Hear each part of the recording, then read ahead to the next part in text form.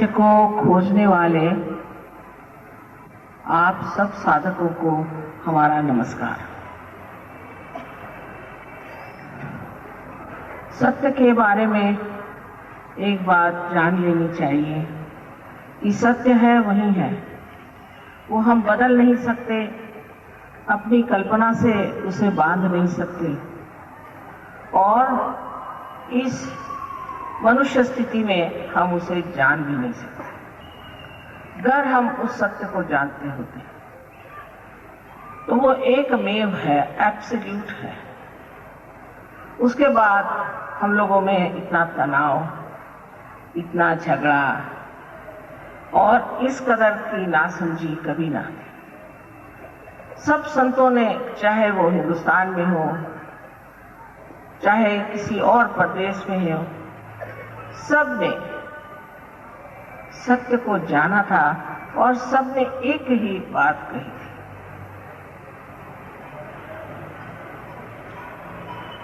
हमारे महाराष्ट्र में एक महान अवतरण समझिए हुआ ज्ञानेश्वर जी।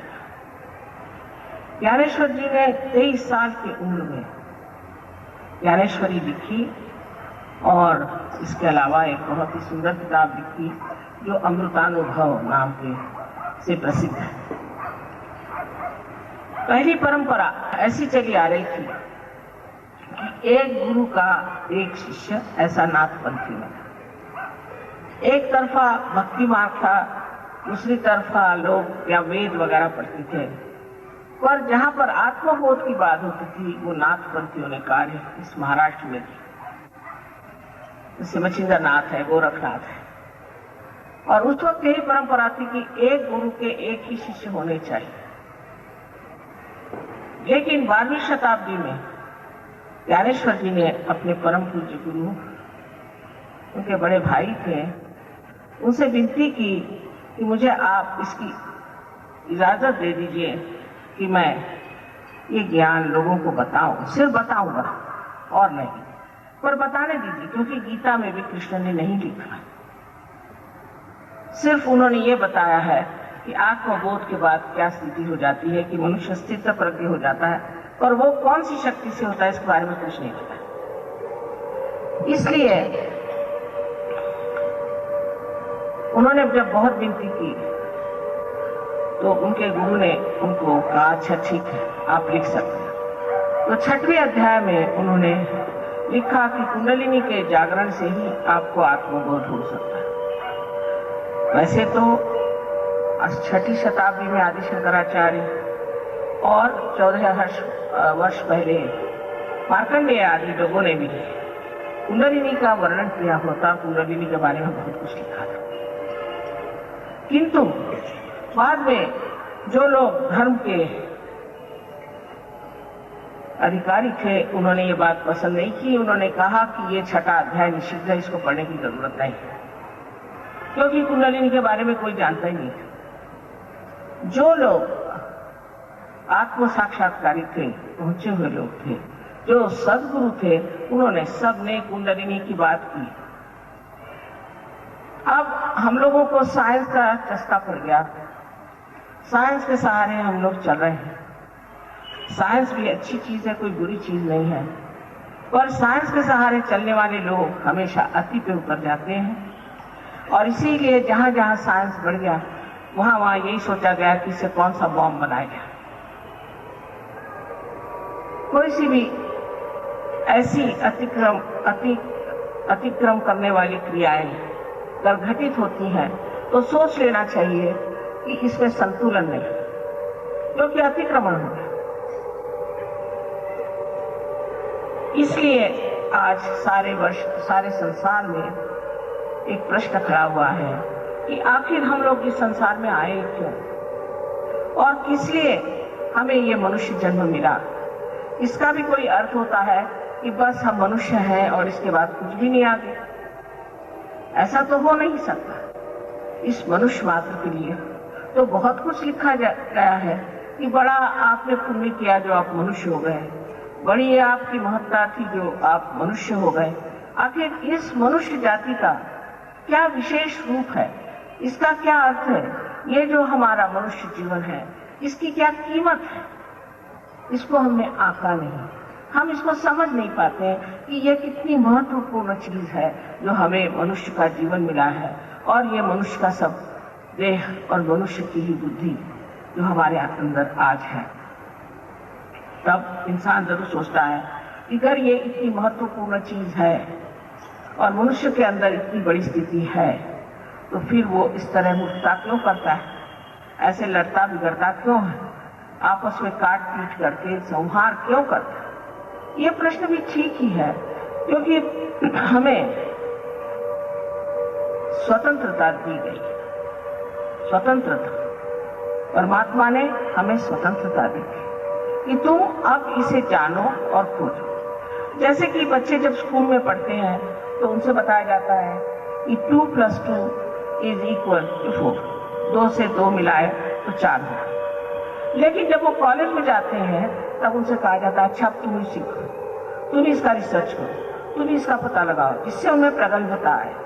क्योंकि जो स्वतंत्रता हमें मिली है उसे हम किस प्रकार उपयोग में लाते हैं, ये बहुत आवश्यक है। हम इस स्वतंत्रता का उपयोग कहाँ करते हैं?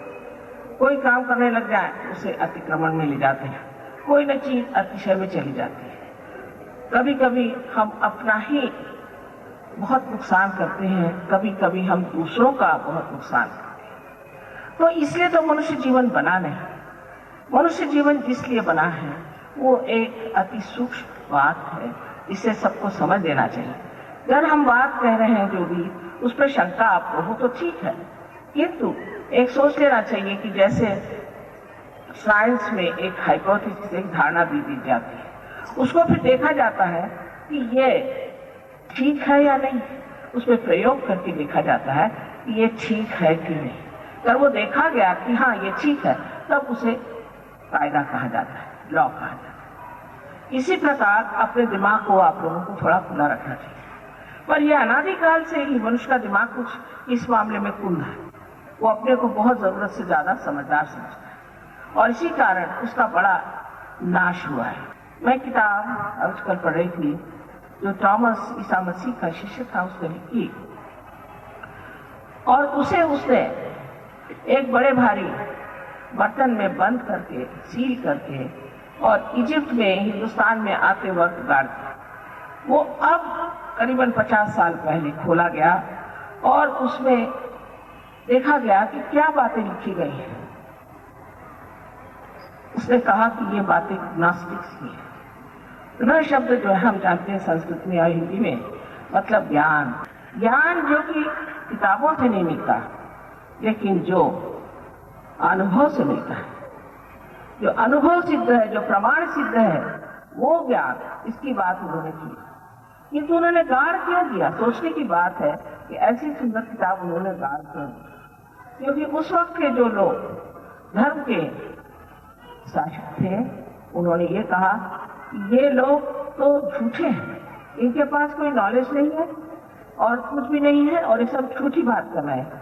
और इस तरह से उनको सताया गया, और जैसे अंग्रेजी में उससे कहते हैं हेरेटिक्स, उनको कहा कि ये हेरेटिक्स है और ब्लास्फेमी है, यानी परमात्मा का इसमें बदनामी है, और इस तरह से बातें करके, और उन्होंने वो किताबें बिल्कुल पढ़ने से, सुनने से सबको मनाही कर दी। इसलिए थॉमस ने वो सब किताबों को लेकर के और गाड़ दिया। आज वो किताबें मिली हैं, उपलब्ध है, और उस किताबों से आप जान सकते हैं कि सहयोग की बात ही उन्होंने करी है। सारी बात सहयोग की करी है, और सहयोग जो है हमारे देश में अनादिकाल से ही चल रहा है। नानक साहब ने कहा है सहज समाधि का। कौन ऐसा संत हो गया जिसने सहज की बात नहीं की? लाओ त्से को देखिए तो वही बात करता है, सोक्रेटिस को देखिए तो वही बात करता है, पर हम लोगों ने जैसे अपनी आंखें बंद ही कर ली है। इसीलिए कबीर ने कहा है, कैसे समझाऊं सब जगत। अब हमारे अंदर ये कलयुग की जो प्रक्रिया है बहुत जबरदस्त वर्तमान में चल रही है, और ये प्रक्रिया इस तरह की है कि न जाने कितने तरह तरह के रोग, बीमारियां उत्पन्न हो रही। ऐसी ऐसी बीमारियां उत्पन्न हुई हैं कि जिसका कोई अर्थ नहीं निकलता। हम लोग पहले सोचते थे कि जो आदमी बहुत कार्यशील है और बहुत कार्य करता है, वो आदमी विशेष रूप से एक बड़ा महान आदमी है। लेकिन अब देखा गया कि जो आदमी हर समय सिर्फ काम ही में लगा रहता है, वो भी अपने चेतन मन को, कॉन्शियस माइंड को इतना इस्तेमाल करता है कि उसका चेतन मन ही थक जाता है। इसके बारे में मैंने 8-10 साल पहले अमेरिका में बताया था, किसी ने सुना नहीं, वो आज बात सत्य में आ गई। तो ऐसे लोगों का यह हाल है कि उनका चेतन मन कार्यान्वित नहीं हो सकता। समझ लीजिए, हम इसे पकड़ना चाहें तो पकड़ सकते हैं, वो अनजाने में, स्पॉन्टेनियसली, सहज में। किंतु अगर हम जान के चाहे कि हम अपना हाथ बढ़ाएं तो हाथ भी नहीं उठेगा, पैर भी नहीं उठेंगे। और जिस तरह से कोई एक मछली हो जिसकी हालत उसके हाथ चलते थे जमीन पर, उसी प्रकार ये मनुष्य, उसको लोग उठा के, जिस तरह से एक मछली को उठा करके इधर से उधर करिए, उसे करते हैं। इसके अनेक नाम हैं, लेकिन इसको वहां पर 31 डिजीज कहते हैं कि जो बहुत काम करने वाला आदमी है उसकी क्या दुर्दशा। यह किसी ने कभी सोचा भी नहीं था कि इस तरह के भी रोग संसार में आ सकते हैं। फिर और भी रोग हैं, जैसे एड्स है और कैंसर है। इतने ही तरह के रोग हैं जिनका कोई इलाज नहीं। जो भी इलाज होते हैं बाहर से होते हैं, और इस बाह्य के इलाजों से आदमी का फायदा नहीं हो सकता। जैसे कि एक पेड़ है, वो अगर बीमार हो गया तो उसके पत्तों पे अगर आप कुछ दवाइयां लगाइए तो उसका फायदा तो हो नहीं सकता। उसको जड़ से आपको कुछ न कुछ देना चाहिए, और सहज योग ये जड़ का ज्ञान है, the knowledge of the roots. और उसलिए आपको सूक्ष्म होकर के अपनी जड़ों में उतरना चाहिए। और जब ये जड़ें आपकी प्लावित हो जाए, नरिश हो जाए, तो आप हठात अच्छे हो जाते हैं। कोई मैं करती हूँ या कोई और करता है, ऐसी बात नहीं। यह आपकी कुंडलिनी ही, जिसके बारे में अभी डॉक्टर साहब ने बताया, ये कुंडलिनी ही ये कार्य को करती है। और इतना चमत्कार पूर्ण है कि देखकर आश्चर्य होता है कि ये कैसे हो गया, ये कैसे हो रहा है। इतनी इसमें बातें हो जाती हैं कि आदमी आश्चर्यचकित हो जाता है। बहुत आश्चर्य की बात है। इस पर मेरा लेना देना कुछ नहीं बनता। ये आपकी कुंडलिनी है, ये आपकी माँ है, और आपके सबके अंदर ये स्थितिगर है। अगर हम ये कह रहे हैं कि है, तो इसमें झगड़ा करने की कौन सी बात है। अगर ये आपके अंदर धन है तो इसे प्राप्त करें और इसका उपयोग करें, इसको इस्तेमाल करें अपने अंदर। इतना ही नहीं, पर दूसरों का भी आप लाभ कर सकते हैं। मैं कल आप लोगों को इसके बारे में बताऊंगी कि आत्मा क्या चीज है, क्योंकि आज तक आत्मा के बारे में कोई किसी को बता नहीं पाया। कौन बता सकता है? कोई सुनने वाला तो हो। कृष्ण ने भी एक अर्जुन को, वो भी युद्ध के मैदान में बताया कि जिसे और कोई न सुन सके। समझने वाले कम है, जानने वाले कम है, और इतना बड़ा भंडार इस देश में है। ये तो आपका पूरा हेरिटेज, वारसा। इसको आप क्या करें? इसके और आपकी नजर क्यों नहीं? आप क्यों सोचते हैं कि परदेश में ही बड़ा कुछ अच्छा है, सब वहीं से गुणाने के हैं? आप लोग अभी बाहर गए नहीं, कैसा सोचते हैं? हम तो रह आए तो भर पाए।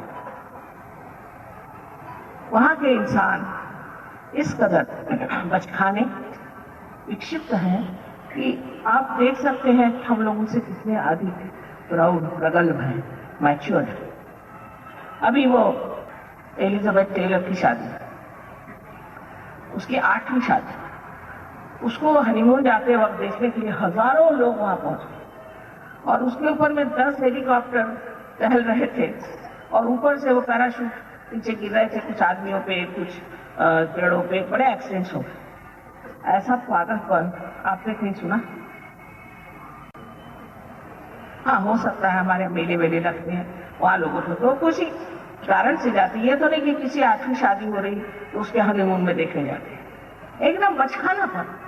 बच्चे भी अपने यहाँ समझदार हैं। उन्होंने क्या पाया? सिर्फ ये कि मशीनें चलाने जानते हैं। इसका ये तो मतलब नहीं कि वो प्रगतिशील है। एक प्रगति बाह्य को होती है और एक प्रगति अंदर होती है। अपने देश में इसकी प्रगति अंदर हुई है और बहुत कुछ हो चुकी है। लेकिन हम लोग इस कदर अभिभूत हैं और बाहर की चीजों से, बाहर के विचारों से, बाहर के कामों से कि हम अपनी चीज को पहचाना नहीं चाहते। अभी डॉक्टर साहब ने जैसे बताया, दिल्ली यूनिवर्सिटी ने 3 डॉक्टरों को एमडी की पदवी दी है उनके रिसर्च पे सहयोग की, और यह भी सिद्ध हो गया कि सहयोग से लोग बीमारी से ठीक हो जाते हैं और अनेक तरह की बीमारियां ठीक होती हैं। पर केवल आप शरीर नहीं, सिर्फ शरीर के लिए कार्य करना कोई बड़ी भारी बात नहीं, शरीर तो ठीक हो ही जाएगा, पर मन साफ हो जाता है। हमारे यहाँ इतना वैमनस्य है, सारा जो कोई भी प्रश्न है वैमनस्य का, कि एक दूसरे की गर्दन की जो एक दूसरे के नीचे गिराओ वो क्यों ऊपर जा रहा है, ये वैमनस्य खत्म हो जाता है, जिससे कि हमारे अंदर बड़ा ही एक तरह से कहना चाहिए बड़ा हेल्दी एटमॉस्फेयर, बहुत ही स्वच्छ वातावरण निर्माण हो जाता है, और उस वातावरण में सब लोग पनप सकते हैं। पर एक दूसरों से वैमनस्य करना, ये अब हम लोगों की मानो जैसी कोई भारतीय संस्कृति की देन ही है कि हम एक दूसरों से वैमनस्य करें। उसी प्रकार हर तरह की असुरक्षितता होने की वजह से भी हम लोगों में भ्रष्टाचार बहुत बढ़ गया। भ्रष्टाचार इतना ज्यादा है कि बाहर से आने के बाद ऐसा लगता है कि जैसे जीव घटना। ये सारा भ्रष्टाचार आने के बाद भी है क्योंकि हम असुरक्षित हैं। असुरक्षितता आ जाने के बाद ही हमारे लक्ष्मी तत्व की जागृति हो सकती। हम भी लक्ष्मी तत्व से पूरी तरह से प्लावित हो सकते हैं। आपको हैरानी होगी कि जो लोग सहयोग में आए, अब इंग्लैंड में इस कदर बेकारी है कि उसका कोई अंदाज नहीं लगा सकता, लेकिन जितने सहयोगी हैं उनमें से एक भी बेकार है। सबको कुछ न कुछ नौकरी, काम, धंधा, सबको कुछ न कुछ मार्ग मिल गए हैं और सब बहुत अच्छे से रहे। ये कैसे होता है? ये लक्ष्मी तत्व हमारे अंदर है, वो कैसे जागरूक होता है? आदि चीजें आप जब सेंटर पे आएंगे तब हमारी बहुत सारी टेप से उसमें सुनिए। और हम तो मानते ही नहीं कि कोई लक्ष्मी जी भी है, हम तो मानते ही नहीं कि कोई गणेश जी भी है, हम किसी चीज को मानते ही नहीं, ऐसे हम बड़े विद्वान हो गए। पर देश में ऐसी बात नहीं। मैं रशिया गई थी, आपको हैरानी होगी, पहले ही दिन वहां पर हजारों लोग, 16,000 से कम कोई आदमी आए और 16,000 हॉल के अंदर और बाकी के बाहर। इस कदर श्रद्धा से, इस कदर समझदारी से इन लोगों ने ये कैसे जाना कि हमें इस मनुष्य जीवन से किसी ऊंचे जीवन पे उठना है। उसकी वजह मैं सोचती ये है कि उनको दुनिया भर की एक चीज नहीं थी कि ये चीज है तो ये पसंद है तो वो चीज पसंद है, जो है सो है। इसलिए एक तरह से जो जड़वाद है, मटेरियलिज्म है, वो उनमें बहुत कम है। अधिकतर 70% लोग जो है बड़े पढ़े लिखे विद्वान लोग हैं, बड़े बड़े साइंटिस्ट हैं, वो सब यही कहते हैं कि वाह हमें साइंस की बात मत बताओ, हमें अब आप आत्मा की बात बताओ, हम तो आपसे आत्मा की बात सुन रहे हैं। बड़ी आश्चर्य की बात है कि अपने देश के साइंटिस्ट जो है वो इस चीज को सुनने के लिए तैयारी नहीं है। ये कहाँ के साइंटिस्ट है? इन्होंने कौन सा बड़ा भारी साइंस में खोज लगा ली है? और हमने देखे हैं जो बड़े बड़े साइंटिस्ट लोग बाहर हैं, वो लोग सहयोग के बारे में जानना चाहते हैं और जानना चाहते हैं अधिक और अधिक और सोचना चाहते हैं। और अपने देश में जो है आप न जाने क्यों हम लोग इस तरह से दाम हो गए हैं कि हम परमात्मा को नहीं देखा। अरे परमात्मा के बगैर कुछ हो सकता था? देखिए सृष्टि कितनी सुंदर है, ये फूलों को देखिए, ये कैसे छोटे छोटे बीजों से कितने सुंदर फूल आ गए, ये कैसे है? ये पेड़ों को देखिए, ये कैसे एक ही एक जिसकी जो हाइट है, जिसकी जो ऊंचाई है, उसी ऊंचाई पे रहता है। उसको ये नहीं कि आप गुलाब का फूल, गुलाब का पेड़ बहुत ऊंचा हो जाए। ये कौन करता है? इसके बारे में पतंजलि ने कहा है कि ये उत्तम भरा प्रज्ञा करते हैं।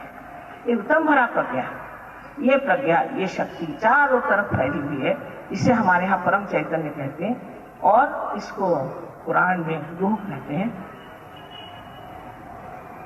बाइबल में इसे all pervading power of God's love कहते हैं।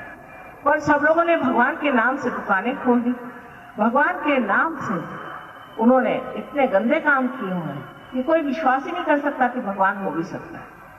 इस पर यही कहना चाहिए कि जो बहुत पवित्र चीज है उसी को लोग इस्तेमाल करते हैं कभी कभी अपनी अपवित्रता छिपाने के लिए। पर जो पवित्र है वो पवित्र है, जो अटल है वो अटल है, और जो सत्य है वो सत्य है। और ये आपका धरोहर, आपका हेरिटेज आपके साथ इस देश में इतने कालों से, अनादि काल से विराजमान है। इस तरफ थोड़ी नजर आप लोग करें तो बहुत कुछ लाभ हो सकता है और बहुत कुछ इससे आराम भी हो सकता है। आपको मेरा अनंत आशीर्वाद है। कल आपको मैं आत्मा के बारे में बताऊंगी। आशा है आप और लोगों को, अपने मित्र मंडलियों को बुला लीजिए, क्योंकि मैं सिर्फ कल के दिन पूना में हूँ, और आशा है आप सब आत्म साक्षात्कार को प्राप्त करेंगे आज ही, इस वक्त।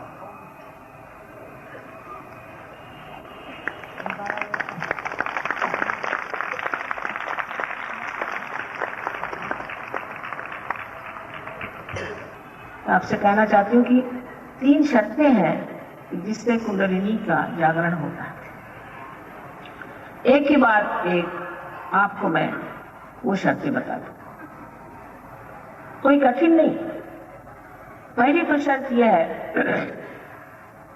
कि आप वो सबको आत्मविश्वास होना चाहिए कि आप आत्मबोध को प्राप्त हो, आपको आत्म साक्षात्कार मिले। किसी प्रकार की भी न्यूनता जो आपके दिमाग में बनी है, क्योंकि आधे दिन लोग यही कहते रहे कि तुम पापी हो, तुमने ये पाप किया, तुमने वो पाप किया, तुम्हारी माँ मर गई है, गाय दे दो तो तुम्हारे माँ के पाप छूट जाएंगे। यही सब धंधे होते हैं ना। ये लोग जो कहते हैं कि आप पापी हैं, कोई विश्वास नहीं, कोई भी पापी नहीं। हाँ, भटके होंगे आप भटक गए।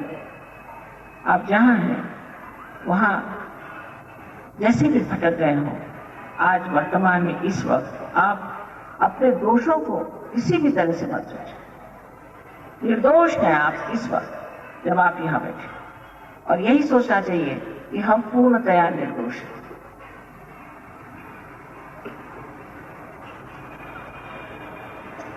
बहुत लोगों के लिए मुश्किल है। ये तो एक बीमारी पड़ गई है लोगों को कि खासकर अंग्रेजी भाषा में कि I am afraid, I am guilty, I am sorry. अंग्रेजी बोलना शुरू कर दीजिए तो आपका लेफ्ट आ गया, लेफ्ट विशुद्धि जो है वो पकड़ जाएगा। जैसे ही आप अपने में दोष ढूंढेंगे, आपकी ये चक्र यहाँ पे लेफ्ट में पकड़ेगा, और जिसकी वजह से अंजाइना की बीमारी, स्पॉन्डिलाइटिस की बीमारी और आपको भी बीमारी हो सकती है, जिसे कि कहते हैं कि लिथार्जिक ऑर्गन से होती है, माने आलसी आपके घर शरीर में जो कार्यान्वित चीजें हैं वो अगर पूरी तरह से आलसी हो जाए तो भी बीमारी आपको हो सकती है। तो पहली बात ये कि हमें अपने बारे में पूर्ण विश्वास होना चाहिए और सोचना चाहिए कि हम मनुष्य हैं, हम गौरवशाली। इसमें कोई नहीं जात नहीं, पात नहीं, इसमें कोई गरीबी अमीरी नहीं है, इसमें कोई ऊंचा नीचा नहीं है। सबके लिए एक ही चीज है कि सबके अंदर कुंडलिनी का वास्तव है, और सबकी कुंडलिनी जागृत हो सकती है। ये सब जो बातें आप लोगों को बताई गई हैं, इसको कृपया आप लोग पूरी तरह से पूछें। इस क्षण, इस वर्तमान काल अपने प्रति जो भी क्रोध हो, नाराजगी हो, उसे आप माफ कर दीजिए। दूसरी शर्त ऐसी है,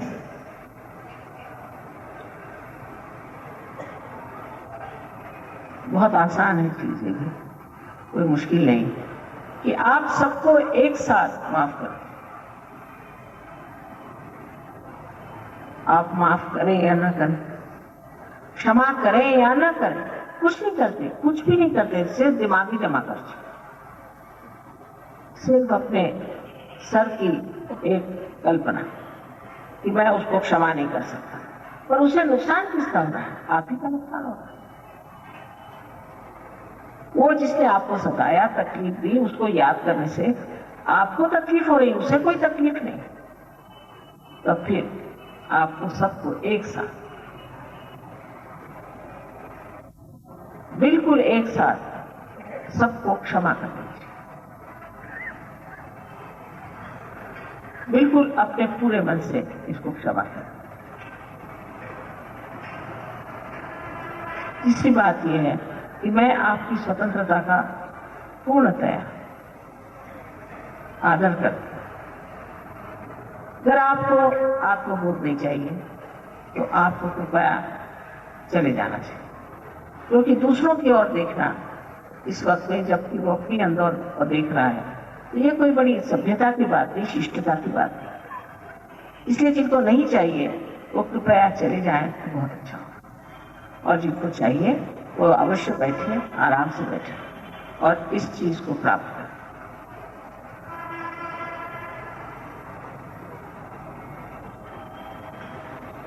एक छोटी सी विनती है कि आप लोगों का जूते उतार सके तो बड़ा अच्छा होगा, क्योंकि ये जो महाराष्ट्र की भूमि, ये अत्यंत पवित्र भूमि है। अब क्या बताएं आपसे, जो लोग बाहर से आए हैं उनके लिए भी जान लेना चाहिए। महाराष्ट्र की भूमि, यहाँ की संस्कृति बहुत पवित्र है। अब कुछ रहा नहीं उसमें से। जब हम छोटे थे तो हमने बहुत कुछ देखा था। आप लोग दुर्भागी हैं जो आपने ऐसा देखा नहीं। कोई हल नहीं, फिर से भाग्य जगाना चाहिए इस महाराष्ट्र का। तो कृपया आप अपने जूते उतार के दोनों पैर, जो जमीन पे बैठे हो तो ठीक ही है, लेकिन जो कुर्सियों पे बैठे हो दोनों पैर अलग अलग। कोई मंत्र आदि कुछ नहीं कहने की जरूरत। कुछ अगर आपके गले में तंग चीज हो या कमर में चीज तंग हो तो उसे निकाल दें। कोई भी मंत्र वगैरह नहीं कहने की जरूरत। कुंडली खुद ही उठ करके पूरा काम कर ले। यह आपकी माँ है, आपकी अपनी वैयक्तिक माँ है, इंडिविजुअल मदर। वो आपके बारे में सब जानते हैं और वो पूरे आराम से उठ करके और आपको पूरी तरह से ऐसा बना देगी कि आप खुद हैरान हो जाएंगे कि मेरा एकदम इस तरह से परिवर्तन, ट्रांसफॉर्मेशन कैसे होगी। कमाल की चीज है। तब आप जानिएगा कि आप क्या है। डॉक्टर साहब ने आपसे भी बताया कुंडलिनी के बारे में। Left and right side, left side जो होती है ये हमारी इच्छा शक्ति है और कुंडलिनी हमारी शुद्ध इच्छा है। राइट हैंड जो है, राइट साइड, ये हमारी क्रिया शक्ति है। इसलिए आप सब लोग अपना लेफ्ट हैंड हमारे ओर करें।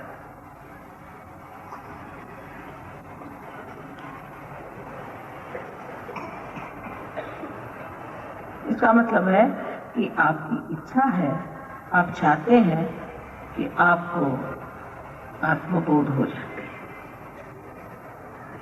मैंने पहले कहा कि जबरदस्ती नहीं कर सकते। सब लोग कृपया करें, लेफ्ट हैंड मेरी ओर और दूसरों की ओर न देखें। अभी तक तो हम दूसरे की ओर देखते आए हैं, अब अपनी ओर देखने की बात है।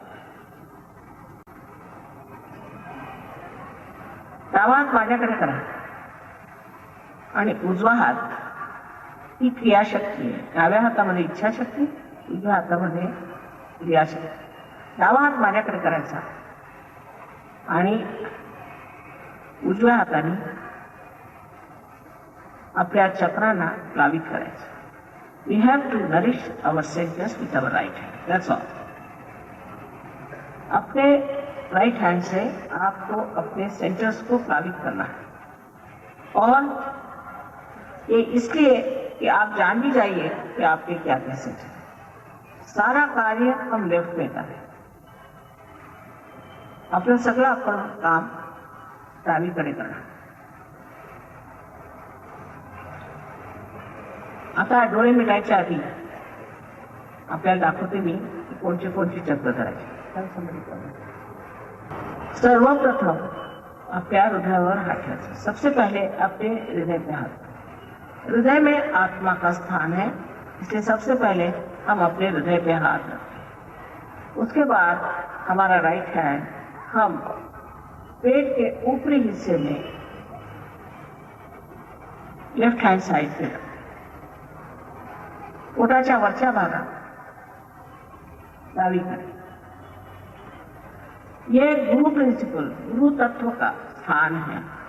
ये महान गुरुओं ने बनाया हुआ है। जो सदगुरु हो गए उन्होंने ये स्थान बनाया है और जिसकी कृपा से हम लोग भी अपने ही गुरु हो जाते हैं। क्योंकि जब आप आत्मा हो जाते हैं तो आत्मा के प्रकाश में आप जब चलते हैं तो आप ही अपने गुरु हो जाते हैं। फिर ये राइट हैंड पेट के निचले हिस्से में लेफ्ट हैंड साइड पे रखें। ये चक्र शुद्ध विद्या का है। शुद्ध विद्या का मतलब है जिस विद्या से, जिस ज्ञान से हम एक चैतन्य को उपयोग में ला सकते हैं, परमात्मा की शक्ति को उपयोग में ला सकते हैं। यही शुद्ध विद्या है। लेकिन ये विद्या पढ़ाई नहीं जाती। जैसे कि अब हमें मालूम है कि अगर हमें यहाँ चोट लग जाए तो फौरन ये अंगूठा उसकी मदद करते हैं। ये विद्या बंदी बनाई अगर बहुत ज्यादा से गायक आए तो हम ऐसे हाथ कर लेते हैं। ये विद्या हमारे अंदर है, शुद्ध विद्या, कोई सिखाई हुई नहीं। इसी प्रकार जैसे ही आपके अंदर चैतन्य बहना शुरू होगा तो आप देखेंगे कि आपके हाथ से ठंडी ठंडी हवा आने लग जाएगी। आपके ब्रह्मानंद से कुंडलिनी जब भेजेगी तो यहाँ से भी ठंडी ठंडी हवा आ जाएगी और आप इन्हीं 5, 6 और 7 चक्रों में जान जाइए कि आपके अंदर क्या दोष है और दूसरों के किस चक्र पे दोष है। ये जो लेफ्ट हैंड है ये हमारी भावनाएं, इमोशन के लिए, और जो राइट हैंड है वो हमारे बुद्धि के कार्य और शारीरिक कार्य के लिए है, मेंटल एंड फिजिकल वर्क। इसी तरह से 7 चक्रों को मिला करके बीच में जो चक्र तैयार है, लेफ्ट एंड राइट सिंपैथेटिक से जो बीच में चक्र तैयार होता है, इसे पैरासिम्पैथेटिक कहते हैं। और इसी चक्रों से ही शक्ति के पुंज है और जो शक्ति हमारे अंदर गुजरती है। कल आपको मैं ये भी बता दूंगी कि हमें बीमारियां क्यों हो जाती हैं। तो आज आप जान लीजिए कि ये शुद्ध विद्या हमारे अंदर संचार करती है, इसका संचरण होता है, जिससे कि आप जान सकते हैं अपने बारे में और दूसरों के बारे में। सामूहिक चेतना में, कलेक्टिव कॉन्शियसनेस में एक नया कॉन्शियसनेस आपके नसों पे, अपने नर्व्स में जाग जाता है। अब अपना राइट हैंड आप पेट के ऊपरी हिस्से में फिर रखें। फिर यही राइट हैंड आप हृदय पर। आपसे मैंने पहले ही कहा था कि अगर आप अपने को बहुत दोषी समझते हैं, हर चीज में आप बड़े संकोच करते हैं, बड़े ही आप फॉर्मल आदमी हैं, तो आपका ये चक्र पकड़ जाता है। और जब ये चक्र पकड़ जाता है, इससे जो बीमारियां हो जाती हैं वो भी मैंने आपसे बता दी। तो इसलिए अब राइट हैंड आप अपने कंधा और अपनी गर्दन, खांदा आणि आपली मान ह्याच्यामध्ये जो कोण आहे त्याच्यावरती हात ठेवा। अब अपनी गर्दन जो है राइट साइड को मोड़ दें, अपनी मान उजवीकडे वळवून घ्या पूर्णपणे।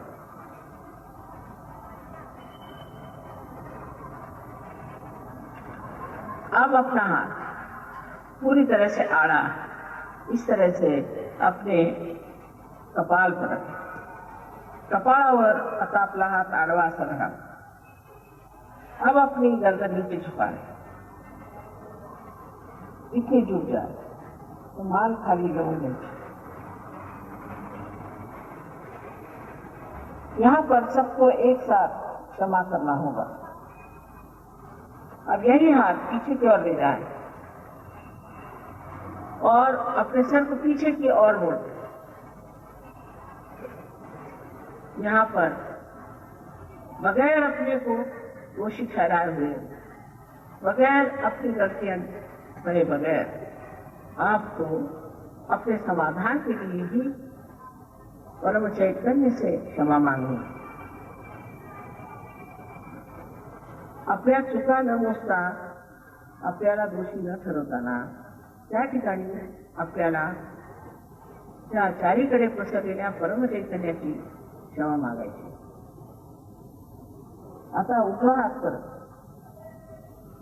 पूर्णपणे ताड़ूंगी, राइट हैंड को पूरी तरह से तान ली और इसकी जो हथेली है उस हथेली को बराबर अपने तालू पर, जो कि एक की हड्डी थी बचपन में, उस पर का मध्य तळव्या का मधला भाग और मध्य भाग हे आपल्या टाळूवर, टाळू आपल्याला माहिती लहानपणी टाळू जे एक हाड असायचं त्या जागेवर बरोबर जमून घ्यायचं। अब अपनी उंगलियां पीछे की तरफ पूरी तरह से और गर्दन को झुका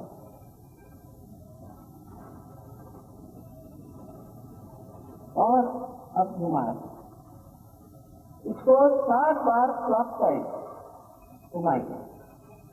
मला 7दा घड्याळाच्या काट्यासारखे 7दा किंवा हळूहळू दाबून पीछे और उंगली करें, मागच्या बाजूला उडून जरा ताणून जरा पोहोचो, म्हणजे बरोबर प्रेशर पड़े। दबाव ठीक से पड़ना चाहिए, इसलिए उंगली आपकी 7 मरतबा इसे घुमाएं।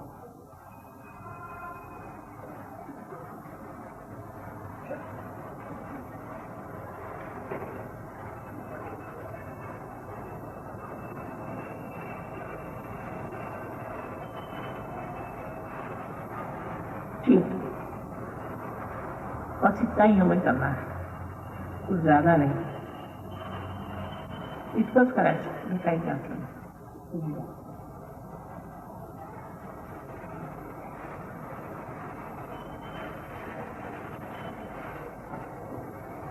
आत्मविश्वास, आत्मविश्वास के साथ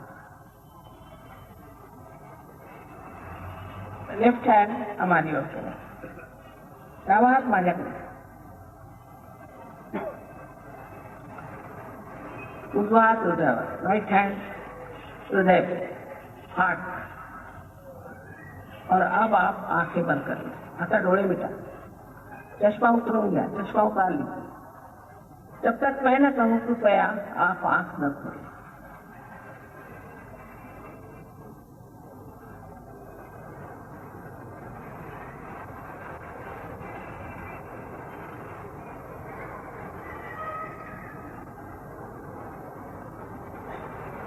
अब हृदय पे हाथ रख करके एक बड़ा मूलभूत प्रश्न आप मुझसे पूछे 3 बार अपने हृदय में उधार हात ठेवून मला एक फार मूलभूत प्रश्न विचारा।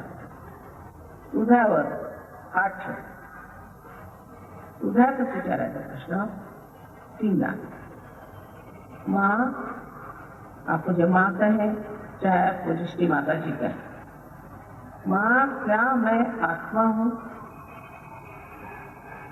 प्रश्न विचारा। आई किंवा मला श्री माताजी म्हणता येईल, काय मी आत्मा आहे? मी आत्मा आहे का? असा प्रश्न 3दा विचारा। कारण तुम्ही आहात, आप हैं, आत्मा ही है।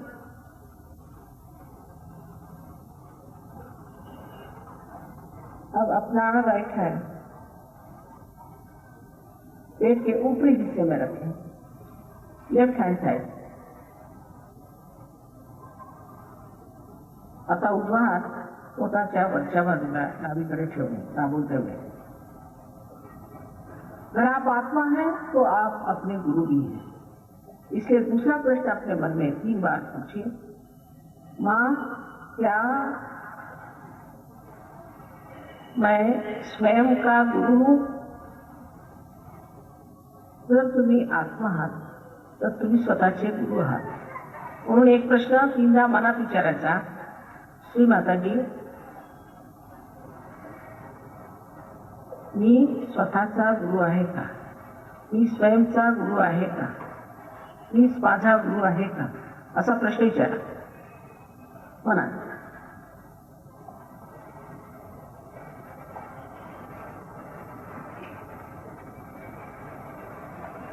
आपसे पहले कहा था मैंने कि मैं आपकी स्वतंत्रता का आदर करती हूँ, आप पर कोई जबरदस्ती नहीं हो सकती और आप पर शुद्ध विद्या भी कोई जबरदस्ती से नहीं ला सकता। वो आपको मांगनी होगी। इसलिए अपना राइट हैंड अब आप पेट के निचले हिस्से में रखें।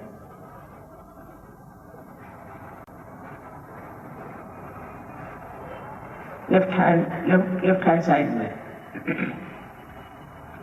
आधीच म्हटलं होतं की मी आपली स्वतंत्रता आहे त्याची मानमर्यादा मी ठेवते आणि आपल्याला जबरदस्ती होऊ शकत नाही। शुद्ध विद्या सुद्धा मी आपल्याला जबरदस्तीने देऊ शकत नाही, तेव्हा ती मागावी लागेल। इस चक्र पे 6 बार आप कहिए मन में, मां मुझे कृपया शुद्ध विद्या दीजिए। 6 बार पे त्या चक्रावर 6दा म्हणावं, श्री माताजी कृपा करून मला शुद्ध विद्या द्यावी। 6 बार इसलिए क्योंकि इस चक्र में 6 पंखुड़ियां, 6दा एवढ्यासाठी की ह्या चक्राला 6 पाकळ्या आहेत। जैसे ही आप कुंडलिनी का जागरण के बारे में जानना चाहते हैं, ये जानिए कि जब आपने शुद्ध इच्छा मांगी तो कुंडलिनी का जागरण शुरू हो गया, आपको उसका पता ही नहीं लगा। कुंडलिनीचं जागरण तुम्ही शुद्ध इच्छा मागितल्याबरोबरच सुरुवात झालेली आहे, तुम्हाला ते कळणार सुद्धा नाही, पण कुंडलिनी जागृत झाली आणि वर चालू लागली, त्याची वाटचाल वर होत आहे। यह कुंडलिनी ऊपर की ओर चल रही है, इसलिए चाहिए कि हम ऊपर के चक्रों को भी प्लावित करें, जिससे वो विस्तार हो जाए, जिसमें से कुंडलिनी आसानी से गुजर सके। वरती चक्र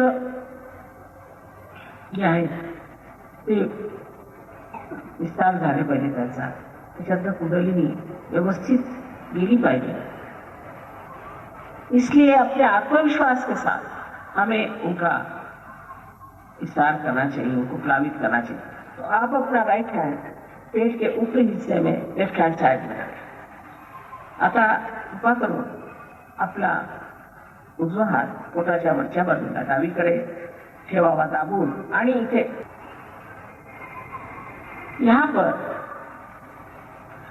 पूर्ण आत्मविश्वास के साथ आपको 10 मर्तबा कहना होगा, श्री माता जी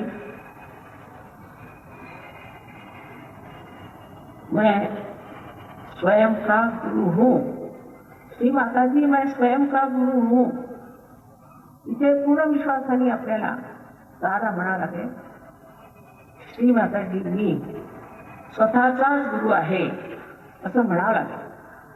पूर्ण आत्मविश्वासाने 10दा म्हणा।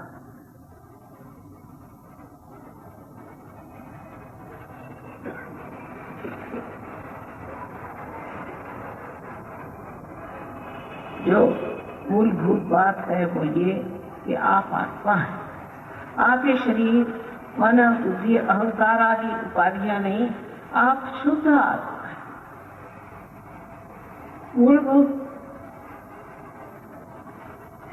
तुम्ही आत्मा, शरीर, मन, बुद्धि, अहंकार आदि ह्या उपाध्या नहीं, तुम्ही शुद्ध आत्मा।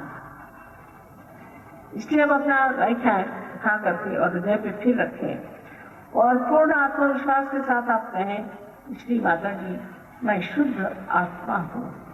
और कृपा करून आपला राइट हँड उचलून उद्याच्या हृदयावर ठेवावा आणि पूर्ण आत्मविश्वासाने 12दा म्हणा, श्री माता जी मी शुद्ध आत्मा है। 12 मर्तबा कहिए, श्री माता जी मैं शुद्ध आत्मा हूँ। ये जो परम चैतन्य चारों ओर फैला हुआ सारा जीवंत कार्य कर रहा है,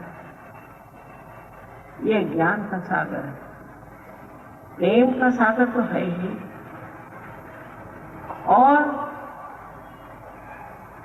सबसे अधिक ये क्षमा का सागर। इसलिए से आप कोई सी ऐसी गलती नहीं कर सकते जो इस सागर में पूरी तरह से नष्ट न हो जाए। इसलिए आप अपने को क्षमा कर दीजिए।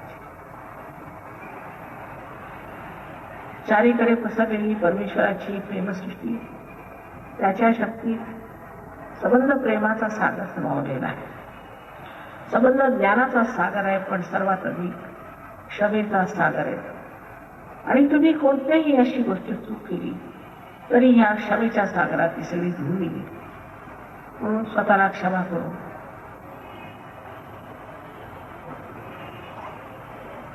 अपना हाथ मान आणि खांदा ह्याच्यामध्ये घ्या. अपना हाथ राइट हैंड गर्दन और कंधा इसके बीच के कोण में रखें और गर्दन को राइट साइड में मोड़ दें. आपल्या मानेला उजवीकडे वळवून घ्या पूर्णपणे.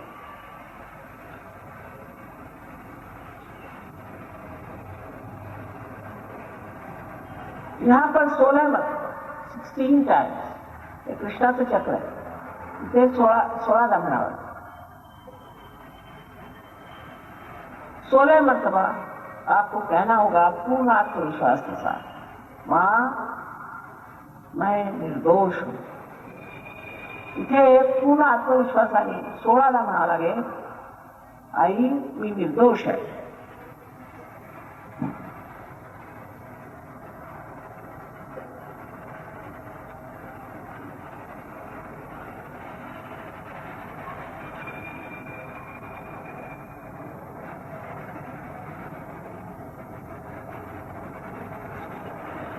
आता मी आपल्याला आधी सांगितलेलं आहे, तुम्ही क्षमा करा अथवा नका करू, तुम्ही काही करत नाही. पण जर तुम्ही क्षमा नाही केली तर अशा लोकांच्या हातात येतात त्यांनी तुम्हाला त्रास दिलेला आहे. म्हणून सगळ्यांना एक साथ क्षमा केली. एक साथ कोणाची आठवण करण्याची गरज नाही, कोणाला जाणण्याची गरज नाही. फक्त एक साथ सगळ्यांना क्षमा करायची. मैंने आपसे पहले भी कहा है कि आप क्षमा करिए चाहे न करें, कुछ भी नहीं करते हैं. लेकिन जब आप क्षमा नहीं करते हैं तो उन लोगों के हाथ में खेलते हैं जिन्होंने आपको सताया और तकलीफ. उनको याद करने की भी जरूरत नहीं, उनको गिनने की जरूरत नहीं. बस आप पूर्ण हृदय से सबको एक साथ क्षमा करें. राइट हैंड को अपने माथे पर आड़ा रखें और सर को झुका लें. सर को झुका करके पूरी तरह से आप पूर्ण हृदय से, न कि कितने बार, पूर्ण हृदय से कहें कि माँ मैंने सबको एक साथ क्षमा कर दी. डोक्याची चांगली फिरवा. त्यावेळेला तुम्ही साधा म्हणायला पाहिजे, श्री माताजी मला आत्मसाक्षात्कार कृपा करून द्यावा. मान वाकून घ्या, गर्दन झुका, उसके बगल नहीं होगा.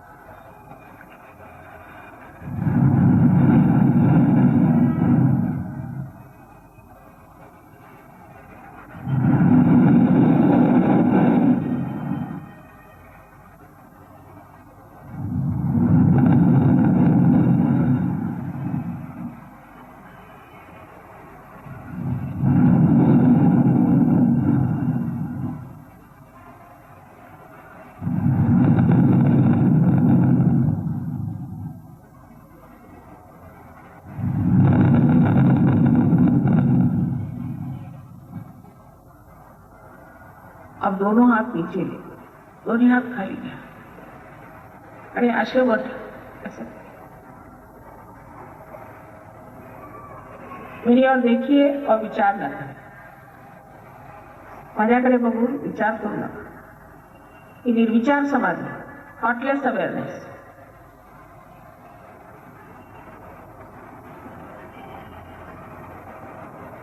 अब राइट हैंड मेरी ओर करें और सर झुका करके और लेफ्ट हैंड से देखें कि आपके ब्रह्मरंध्र में से कुछ ठंडी या गर्म हवा आ रही है क्या. देखिए, इसके ऊपर हाथ नहीं रखना चाहिए. अधांतरी हात करा, मान खाली वाकून घ्यायची, उजवा हात माझ्याकडे करायचा आणि टाळूचं थंडी हवायची की पहा. अधांतरी पण, अधांतरी मराठी में कितना अच्छा शब्द है कि अधांतरी. किसी को बहुत नजदीक, किसी को बहुत, कुणाला जवळ कुणाला दूर. अशी थंड किंवा गरम वाऱ्याची झुळूक किंवा हळूहळू वाऱ्याची अशी लाटा येतात.